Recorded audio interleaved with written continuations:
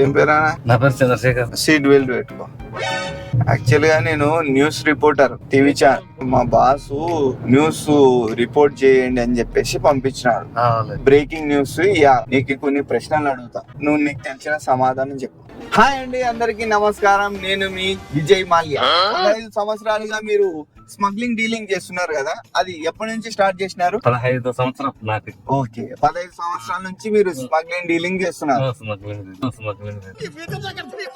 గంజాయి, మానక ద్రవ్యాలు అమ్ముతుంటారా? అవును, అమ్ముతుంటాం. చంద్రశేఖర్ రావు గారు అయితే ఇప్పుడు పోలీస్ స్టేషన్ లో లొంగిపోతున్నారు.